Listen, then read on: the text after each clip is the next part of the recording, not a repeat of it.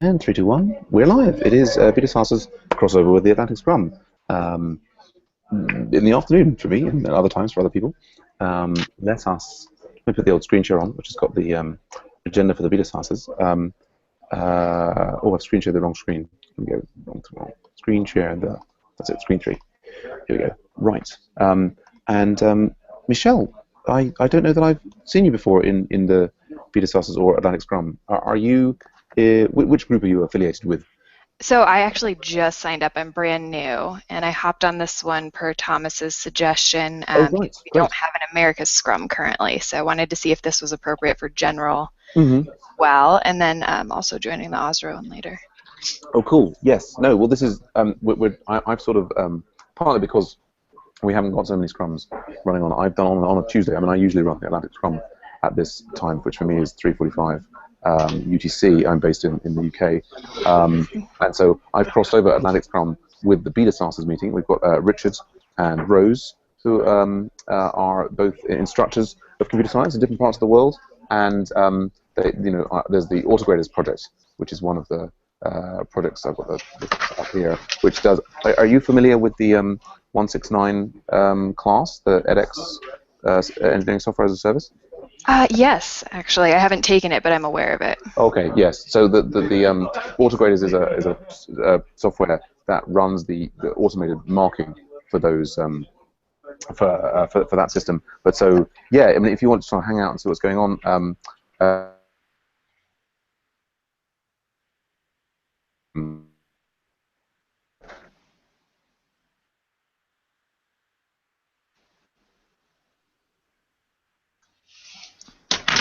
Sorry, I cut out there, but I heard most of that. Thank you.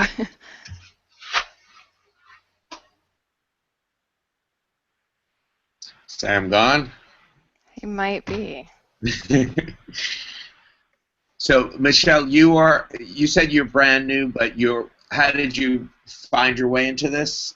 So I've been working for a cloud management platform for the last 3 years, and I've been doing all sorts of just across the board, like cloud administration, system administration, and started getting into Ruby a couple years ago for scripting, and I've just caught the Ruby bug, so I've been contributing to some of our open source elements. We have an API framework called Praxis. I've been contributing to that, and just want to get more deep into Ruby and Rails as well. I'm new to Rails.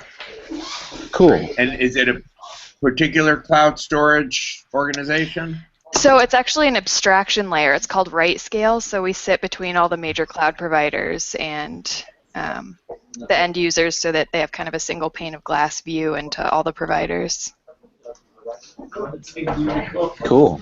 So apologies, I think I dropped out there. I think we had an internet break here, but Thomas has joined us. Anyway, Richard, I've just updated you there.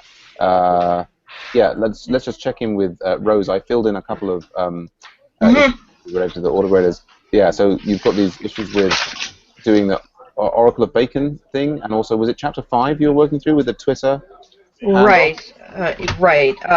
If you want to hear a quick rundown, for instance, with Oracle of Bacon, when I started it, I had issues with the versioning, and again, it could have been some sort of conflict with something else in my VM, but it's happened frequently enough and with other students that I wonder if they shouldn't have something in the appendix. You know, like if you download other things and you start working through certain tutorials, etc., you have multiple versions of things on your machine. We're talking about different gens, having multiple versions of different gens. Exactly, because I don't know how this became a problem. I'm not exactly sure. So what I ended up doing was I just uninstalled all the stuff that was there and reinstalled, and then it was fine. But I've run into this before. Other students have run into it before, so I think it's an issue. And then just I don't know. Some of it just seems to be more the wording than actual problems. Like in the instructions, it says, "Remember that special characters and URIs must be escaped." Well, they never discussed that anywhere. I searched and I looked all over, and I don't see any mention of that on a previous assignment in the book. Right. So it just, again, I was getting questions like, well, where is this? Where is this Yeah. discussed? and Sure. and I mean, you know, you can go to the you can certainly go to the recommended outside references and read about it. But you Yeah. know, as far as remember, maybe note that special characters, blah blah blah, and then Sure.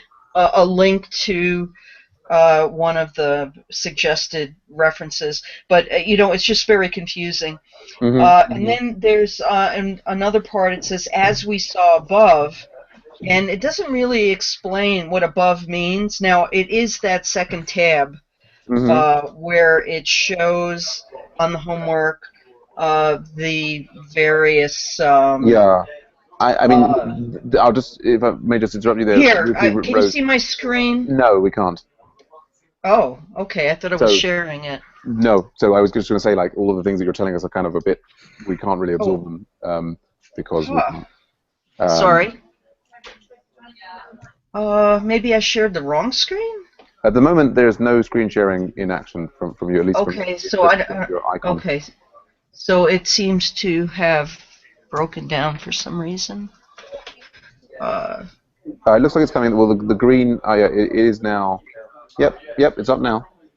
Okay, so you can see the second tab information. This is what it's referring to, but it's unclear. And it shows that there are 3 response types, but it never explains, for instance, well, you know, where did this graph come from? Is this just made up? You know, somebody said, okay, it's going to be graph. It's confusing.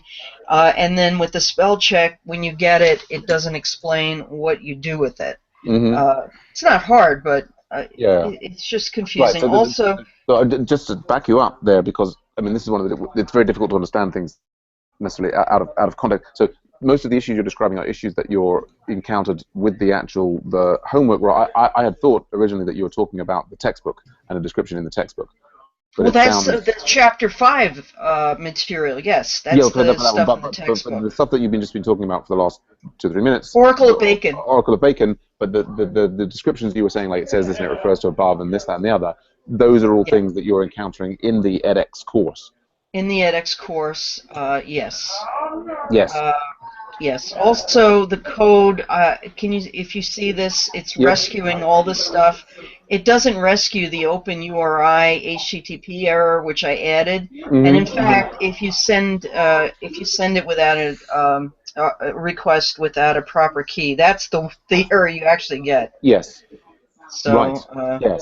Yes. So I mean that highlights. So it highlights issues that we have in the edX course. What's annoying is that we don't have a good mechanism. If the entire course was stored in GitHub, you could do a pull request and we could easily get it mixed in to everybody. I was just looking at the Oracle of Bacon here myself. I think what we could easily do to address some of those issues is have a gemfile.lock in there, so that when people fork this, they are working with a specific set of things. Because at the moment, I think when people download this, they'll end up with. But I guess actually all of those things that you were referring to in the edX course there, they should be included here in this in the README. So I think that the best way to get anything in the README that's unclear fixed up is to submit a pull request on there. Maybe you already have. Do we have one? Yes, we have there someone, I think you were mentioning about not having a specific version of RSpec selected, but so that's a pull request that should get pulled in. But yeah, please do submit pull requests to here, and we'll try and ensure that any changes there get back into the edX system on the other side. The book chapter, and that's the third-party Twitter authentication and so on. Yes, absolutely. I'll make sure any errata get into those. But I think it's going to be probably the summer before I can. Yeah, sure. Do that. I did have a question about the Chapter 5 material. If you look at what's on the screen now, can you see it? Yep, I can. Okay. The highlighted part. Yeah. So they changed what was there so that it didn't have attribute, so that it had before it had attribute protected. Then they changed it to attribute accessible, where they say, okay, we've just created a security vulnerability, and they say if you want to protect sensitive attributes from being mass assigned, we could use attribute protected. But then it says the more restrictive attribute accessible ranges for only the named attributes to be modifiable. Shouldn't that be the more restrictive attribute protected? I have to say that off the top of my head, I don't remember, having not been working in Rails 3 for a long time. In Rails 4, of course, they're all, that you can only access them by what have you. I have to say that off the top of my head, I do not remember like attribute protected, attribute accessible. Because attribute accessible is a whitelist, whereas attribute protected is a blacklist. Isn't that right? I think isn't it the other way around? So attribute accessible says it sort of assumes by default that everything can't be accessed. So, I mean. No, in attribute accessible, I think you have to list whatever attributes you.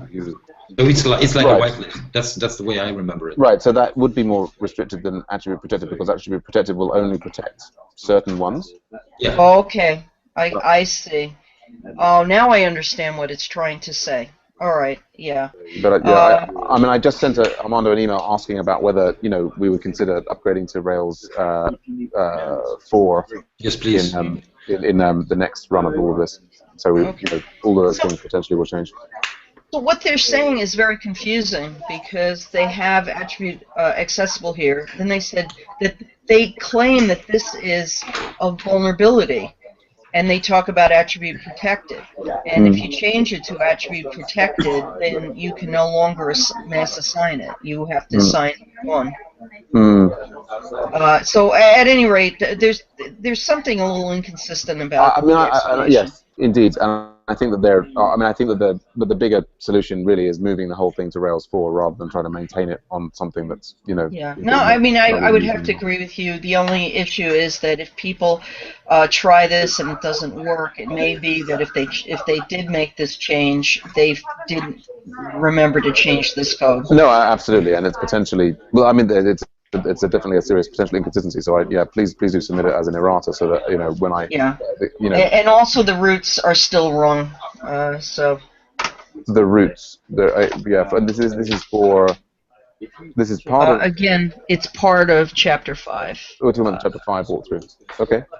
Right. Yes, I mean the Chapter 5 walkthroughs did all work for me last summer when I updated them. But then, if there have been subsequent changes, then that's well, it's conceivable that Armando's pushed further. Which version of the textbook do you have there, out of interest? Well, I have the latest because I went to Kindle and made sure that it's the latest version, right, that it's updated. If you click Table of Contents and you go through to the sure. Let's just, because Armando might have pushed it, and then go back a few screens. Back. Yeah, come on. I go to the cover and then. Yeah, wait a minute. I thought it would be in the cover. The first edition, it's not telling the push forward one. It should be the first page of the front in place. I mean, scroll up and down there. And the next page there. One. Okay. Yes. All right. Yeah. So that's the edition from September. 17th, which would so that was the code was in Chapter 5. I had checked and was working at that time, but I can certainly imagine it's out of date. Yeah. Okay, so you see this root is incorrect, and it's actually 2 roots that have to be added. And actually, Armando answered a question on Stack Exchange and said, okay, it should be these roots instead, but they didn't work either. But, well, it will need it'll need a thorough going over. Clearly, thank you for highlighting the error. Yes. Yeah. Okay. Yes, well, my apologies for encountering those things. I mean, at some point in the future, we may work out some way to, I think this is part of the problem with having a textbook that takes time to update like this. Is that really all of the materials should just be in a GitHub thing like we do for Makers Academy, and anybody who finds an issue can immediately set a pull request or even just make a change. Maybe in a brighter, better world in the future. Of course, what the business model is for that. Sam, Richard, go on. When you speak with Armando about this, because we've spoken about this kind of issue off and on for the last few years about the intermingling of the conceptual stuff with sort of dated coding stuff, and then is like someone, someone needs to sort of artfully think about it at the way to sort of link them up and set up the textbook. Right now, it's so intermingled; it's a big hassle. I'm wondering if they're are just going to try and update the textbook, or are they going to try and think about reorganizing it to make it more? Yeah, that's the question I put to Armando. Yeah. Having they've now done their new version of the class with the Sinatra stuff in it, is what's the plan for the textbook? Yeah, that's what I want to know. So I'll let you know as soon as I know. Very good. You have an agenda right in there, Richard. You were saying. Yeah, and one thing before we transition into that, if anything comes of that, is that because this involves sort of the rows and your questions, can I ask, just generally, is Slack the best vehicle for sort of longish kinds of questions that Rose has put in? Because I find it not as convenient to sort of. Now, I'm not a big heavy user of Slack, but I find it harder to sort of put not to star them to when there's Slack messages as opposed to email. Yeah, I suspect that Rose might get more responses from other BetaSaaSers if she sends them through the email. I think he's probably. I normally do. Yeah, I don't get any responses. But I think she's more likely to get responses from me on Slack, which is probably why she's posting them on Slack. Got it. Okay. I mean, I'm happy to get responses from anyone on Slack, and I've gotten responses from other people on Slack. I mean, I think they didn't. I've forgotten his name now, but the Israeli professor replied to you on. Reuven replied to you on email a couple of times, didn't he, Rose? Well, actually, he's responded to me on Slack several times. Yeah, cool. There you go. I mean, in principle, people will get notifications from the Slack posting of messages, but anyhow, yeah. So, Richard, should we go on to your? You said you. Yeah. I mean, I'm just grasping at straws. I have sort of a personal issue where someone close is sort of sick and needing full-time care, so I'm just struggling. I have a class tomorrow. And I'm planning to release Cucumber the assignment on Friday. I've given them a Git immersion between homework 2 and homework 3 as sort of. And this is just I'm just trying to figure out. I would love to give them a little bit different take on Cucumber, introducing them to homework 3, even more conceptual stuff. And what I was thinking of doing, and I'm running out of time, was thinking of going through those tutorials that have been recommended that maybe I haven't gone through. So anyway, this was just, if anyone off the top of their head had a thought, point me to this, something that I could spend just a couple of hours and then look smart for my class tomorrow. And if not, I'm okay. Sure. Yeah. I mean, I kind of. There are those. I think the RSpec book itself, although out of date, is a nice. I really like that. And that's been on my agenda. I may look through that to try and pull some stuff out. I've been sort of stopped and started reading that, but I keep getting distracted. Yeah, I don't have anything to particularly to recommend. I don't know. I mean, I know there's a lot of stuff up there, and there's also those references on the edX. That's where I was going to focus the references to the edX page, but these are all the same. Yeah. I just, it's the kind of thing that I just figured while I was speaking, if anyone said, "Oh yeah, this was really helpful conceptually." Good show. Yes, I mean, I don't know that I remember which of those cucumbers on, but I just look at them quickly. Yes, cool. So we're wrapped over with the Atlantic Scrum. We've got Thomas is with us, and also Michelle for the first time. Great, welcome, Michelle. Thomas, anything to report on your end? No.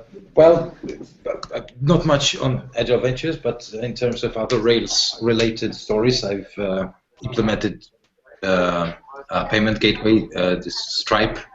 Oh yes. Into an application. So I've been playing around with it. I'm in the sandbox right now, doing all cool. Sort of cool stuff. Stripe's cool, huh? Yeah, easy to implement and powerful. I build payment gateways for a living, so this one is really good. I think so. Yeah, I managed to get it to work. I'm doing a side project for a friend of mine, just a simple e-commerce solution, and I reached a point where we are starting to think about how we should get paid for the products that these guys are selling. Yeah. So I suggested Stripe, and it was very easy. It's supported here in Sweden, and it's not that expensive. No upfront monthly fees, so I'm very happy. Yeah, no, I like it with the user makers, and I'm also really impressed with their site in terms of them having a series of clear images of like what it is that they offer, and the whole value proposition. I think the other thing in their interface of being able to switch between test mode and live mode is really cool. Yeah. Yeah. So it was really cool. So, but other than that, I'm just keeping an eye on the Slack channel, see if anything is happening. Not much action going on right now. So, but I'll be going home soon. Perhaps tonight I can pair with somebody. Or, Good stuff. Yeah, I'm just checking through here. This is all of the capybara and cucumber related things that are actually linked to from the public resources for Cucumber. That certainly seems like an unreasonable start. Yeah, and so Michelle, I think I was cut off earlier on when you were mentioning that you work for you're working on a software project already. Is that? I'm working on some open source elements for the company that I'm employed by. Oh, cool. Yeah, it's called Praxis. It's an API framework, so I've just been doing some bug fixes and some smaller contributions there. Okay, cool. And so you're already an experienced Ruby/Rails coder? I'd say like medium with Ruby and fairly new to Rails. Okay, no, fair enough. Cool. And so are you